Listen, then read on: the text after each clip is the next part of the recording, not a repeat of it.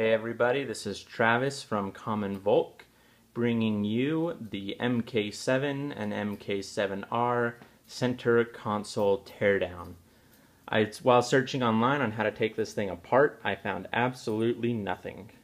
I found one diagram actually, which was extremely helpful, but nothing like what I'm going to bring you here today, which will tell you basically how to take the entire thing apart.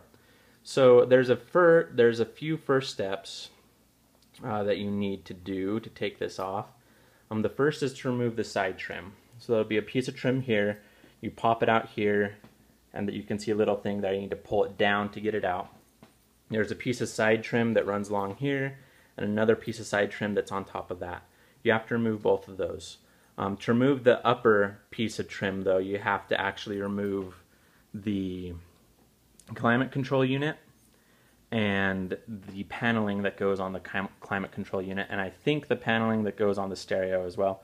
I'm not sure exactly, but you at least have to remove this because there's some screws you have to get to, things of that nature, and obviously you're pulling it off. So in any case, you pop that out, you pop off the front fascia. Probably the easiest way, the next step of what you'd want to do is remove this bad boy. Now, it's kind of weird on how to remove it. I actually broke a bunch of stuff trying to remove it, and I did it the hard way, but I'm going to show you the easy way to do this. Literally will take you like 5 minutes, if that. So, first thing you want to do, I have it kind of resting in here, is obviously you want to, well, bummer. You want to remove it. So you open this up. Inside there you're going to have the rubber liner, but when you remove the rubber liner, you're going to see 4 holes, as you can see down there. You just want to stick a wire or a hook tool through those and pull it straight up. When you pull it straight up, you'll be able to then wiggle it out. You see there will be the connectors there for your auxiliary and USB. They'll be connected. You'll pull it out. Just to give you an idea of what's underneath, there's 2 push locations. You can see here, that's where it pushes in. That's what you're pulling it up from, and they connect right there. On the back, you have a little placement pin, which you can see back there, which I actually kind of messed up a little bit because I did it the wrong way. And then you can actually get that out. There's 2 pressure plates on each side of the connector. I don't have the connector here with me right now, but there's 2 pressure things on the connector. One of them you can reach with your finger, the other you're going to need to get a screwdriver to push them together, slip it out, disconnect it. Pretty simple. So now that you have that removed, the next thing you're going to want to do is remove the cup holder assembly. Now this is all one unit. Don't be confused thinking it comes apart, it doesn't.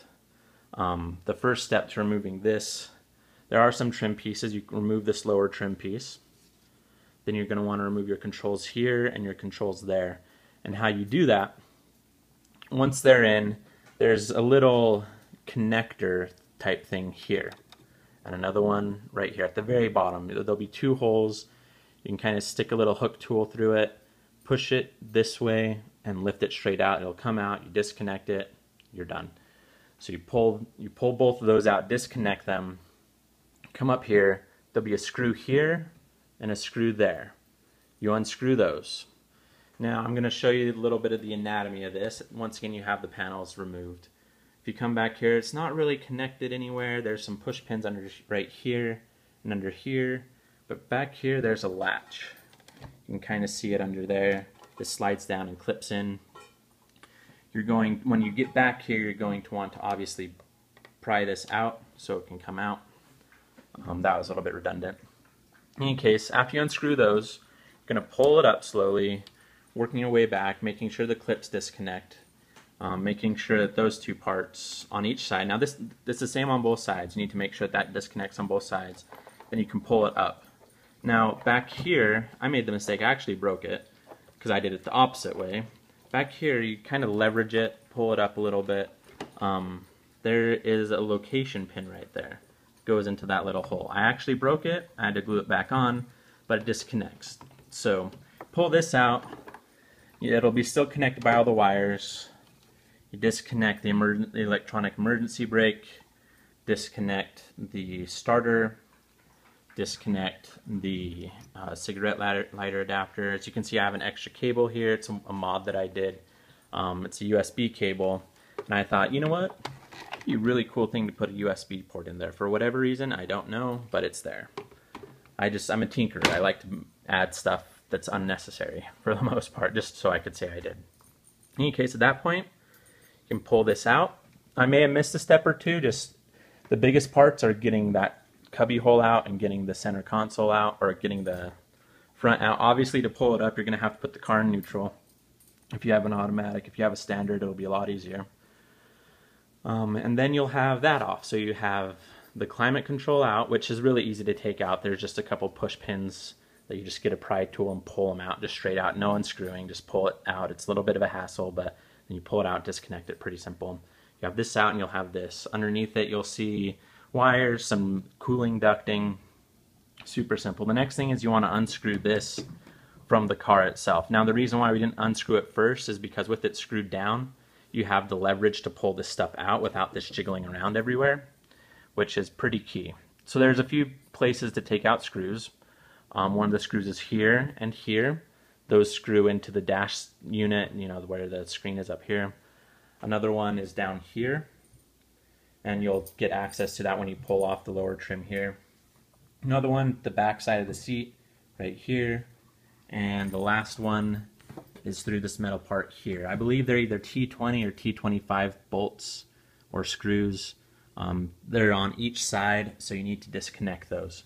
Once you disconnect those, the center console, well, sorry, let me explain how to get back to these. To get that back vent off, just slide this forward, grab right behind it, and pull straight back. You can see there's a clip here, another clip there, placement there, and placement there, a pin there, and a pin there. So it's connected, but if you're patient and kind and gentle and pull it straight back with some force, it'll pop right off. You'll pull the vent off with it. There'll be some vent ducting here. You can actually pull that part right out. There's another piece of duct venting here. You pull it straight back, and you're done with that. Now you can see here, it bows down. The carpet's going to come up. You know, this sits right against the car body. There's a piece that comes up. So when you pull it out, you need to pull it straight up and then straight back, wiggling it. And that'll have it come loose. There's a few different places where it's going to be connected, just with tabs and slots, not screws or pins. So you just have to wiggle it out, and pretty much you'll have it out. There's some finesse involved with it, but overall, super simple, not difficult really at all. For those of you who don't know, the MK7R by default has the center console lid locked down, and I'm sure a lot of you have seen this already, but when you take off this back portion, there'll be two screws here, one here and one exactly on the other side. I believe, once again, they're either T20 or T25s. Pretty much everything on the car is T20 or T25s. You take those out, and then you'll be able to lift it up. Now, there's not really right now currently a way to keep the latching mechanism going. I've chosen just to keep it up because my elbow rests right there. You can actually kind of see an elbow mark. Rest there, perfect. But back here, you can kind of see these little latches. This little metal latch here. Let's see if I can lift it up. Nope. But you can see it when I open the cubby. You can see it latching back and forth. Some people tape it up to this. Other people get twist ties and tie it straight up so that it doesn't go anywhere, so they can open and close it all the way. I chose not to because I don't like it. I like it open a little bit. So that's pretty much it. And that's, I mean, relatively it's pretty simple. It took me a good 2 hours to figure it all out, and now you can probably do it. I mean, this video is 10 minutes long so far, so I imagine you can do it in 15 minutes maybe. Shouldn't be too much of a hassle. Make sure you get a good set of pry tools, just the plastic kind, so you don't bend or break anything. I've tried doing this with screwdrivers in the past. That's a big no-no. I wasn't on this car, I was on a different car, but I gouged the crap out of it. And with those plastic pry tools, for the most part, they're softer plastic than this is. So you'll scratch the tools before you scratch these, which is huge. Pretty much that's it. Now I'm going to show you a couple mods that I've done. You saw the first one already, putting the USB port in there. In all honesty, I had to do a bunch of cutting to get it through, super glue as well.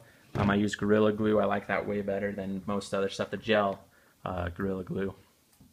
And then there's a support bracket, actually, that goes across the bottom. And I had to cut into the support bracket to make space for the cable to come out here.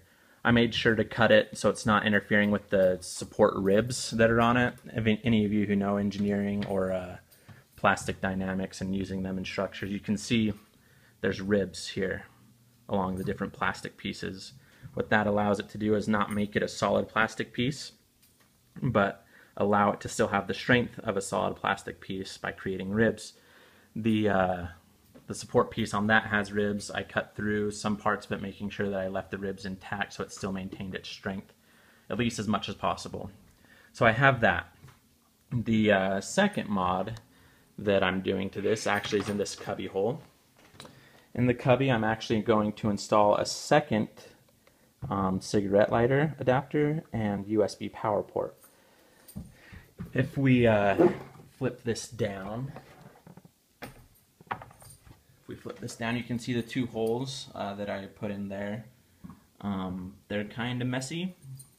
That's because I tried to do it with a soldering iron and a drywall knife. You should buy a Dremel tool. I actually bought one now, but I wish I would have done that with a Dremel tool. It would have come out a lot nicer. Or you could get a hole saw. I imagine a hole saw would do it as well. But to kind of reconcile the problem of botching that up so bad is I had a metal piece made to sit back there so that when I put the cigarette lighter adapter through the other side and screw it down, it'll have a solid mounting surface to kind of fix and reconcile all the messed up parts there. So give it a solid mounting surface. So that's the one mod. I'll be sure to show you guys when I wire it up and install it, but that's there. Now for the third mod is, as you guys know, I'm a tinker, I'm a perfectionist. I'm putting toggle switches right here. I'm putting these blue ones. They have the blue lift protector, and then they have the blue LED. I'm putting those in because, one, I never want to have to take this off again. Two, I'm a gadget freak. Three, toggle switches are cool. Everybody likes to flip them, even if they don't do anything. Endless hours of fun.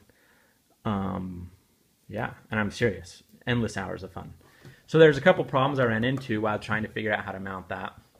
The first, I was thinking, you know what, I'll just drill holes straight through it, mount the switches through the back, and we'll be good. Unfortunately, that will not work. The reason being is that on the other side, I guess I should have kept this down. On the other side, you can see here's the plastic. Here is a support bracket that's connected to the cubby. The neck, or the column, the threaded column here, I call it the neck. I'm not sure exactly what it's called, but that part there that's supposed to go through isn't long enough to make it through both of those pieces of plastic. So I had to figure out another thing to do. Basically, I'm going to cut this out, and I'm putting a plate on the other side. And here is the plate that I made for it. It's going to be 5 switches here. It's going to go about right there. What I did though is I designed it so that when I screw it in, because it will be screwed in, not bolted in, it'll be screwed in. When it gets screwed in, and I chose that for a reason, by the way, when it gets screwed in, it'll go through this surface and it'll go through the back surface as well. So it'll connect both of those pieces of plastic so that it'll still have the support there that was originally designed, but it'll be through the metal instead of the plastic itself. And that way I can get the switches in there. It's a tight fit back in there with having the connectors right there and the switches coming there, but I measured it all and it'll fit. I'll just have to be real careful, make sure I connect everything really well. In any case, that is basically the 3 mods I'm doing to this, as well as the center console breakdown. Overall, it's really simple to do. It's not hard at all. I patted myself on the back a million times, then felt like an idiot because of how easy it was, but how long it took me to do. But anyways, I thought I would show you guys this. Hopefully it'll help somebody out. And if not, I get eternal bragging rights for taking it apart. I don't know who would do this to a $40,000 car, but apparently I'm in that club. Some of you might be. I know there's some of you guys who are installing some stuff that may need to be hidden, just from reading online. Some really cool stuff that's out there. And maybe having this all torn apart will allow you to gain access to install some stuff in some kind of OEM style. Anyways, this is Travis from Common Volk, and we'll talk to you guys later.